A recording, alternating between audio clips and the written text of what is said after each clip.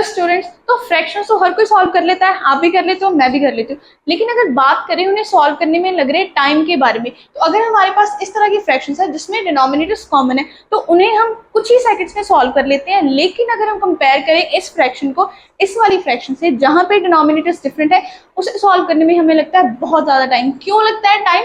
क्योंकि वहां पे डिनोमिनेटर्स अनइक्वल है, तो हमें पहले उन्हें इक्वल करना पड़ता है। क्यों? एलसीएम लेके।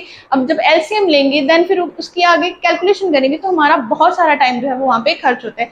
अब उसी टाइम को हमारे बचाने के लिए आज मैं आपको बताऊंगी एक ऐसा शॉर्टकट जो आपको ना सिर्फ फ्रैक्शंस के सही आंसर दिलाएगा, लेकिन आपके आंसर जो है वो जल्दी भी आएंगे। आपको लंबी चौड़ी कैलकुलेशन नहीं करनी पड़ेगी, विद इन सेकेंड्स आपके आंसर्स आएंगे और आंसर्स भी बिल्कुल करेक्ट आएंगे। तो जानते हैं वो मेथड कौन सा है? मेथड का नाम है बटरफ्लाई मेथड। अब मैथ्स में बटरफ्लाई ये कैसा रिलेशन है बताते हैं। हमने ये जो बटरफ्लाई की विंग्स है उसी के पैटर्न से हमने फ्रैक्शन सॉल्व करनी है। कैसे करनी है चलिए देखते हैं। तो सपोज हमारे पास ये फ्रैक्शंस है 1/4 और 2/4 को हमने ऐड करना है। तो हमने क्या करना है, 1 और 5 की कर देनी है क्रॉस मल्टीप्लीकेशन, 2 और 4 की कर देनी है क्रॉस मल्टीप्लीकेशन। अब ये जो पैटर्न बना है इसे आप ध्यान से देखो और बटरफ्लाई की विंग से कंपेयर करो, तो ये कुछ सिमिलर है।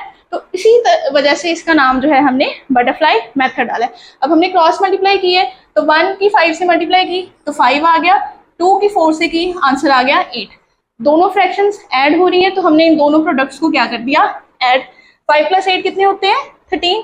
तो आंसर आ गया 13। अब ये जो 13 है वो हमारी फ्रैक्शन का जो हमारा फाइनल आंसर है उसका न्यूमरेटर पार्ट आया है, यानी कि 13 न्यूमरेटर आया है। अब फ्रैक्शंस को सॉल्व करने का आंसर फ्रैक्शन में ही होता है, तो डिनोमिनेटर भी चाहिए। डिनोमिनेटर की वैल्यू हमने कैसे निकालनी है, इन दोनों वैल्यूज को मल्टीप्लाई करके 4 × 5 करके, यानी कि 4 × 5 कितना हो जाएगा 20। Numerator is 13, denominator is 20। आ गया हमारा फाइनल आंसर।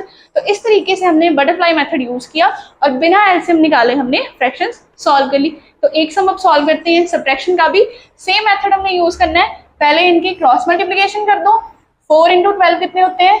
48 माइनस, क्योंकि दोनों फ्रैक्शंस सब्ट्रैक्ट हो रही हैं, 5 × 3 15 और न्यूमरेटर हमारे पास कितना आ गया 33। डिनोमिनेटर अब कैसे आएगा हमारे पास, दोनों डिनोमिनेटर्स को मल्टीप्लाई करके। सो 3 × 12 विल बी 36, 33/36।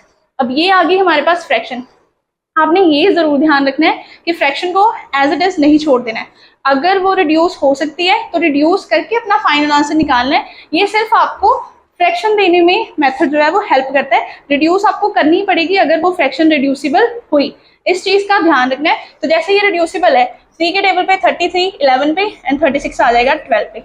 अब ये आगे रिड्यूस नहीं हो सकती, तो हमारा फाइनल आंसर आ गया 11/12। है ना ये ट्रिक इजी?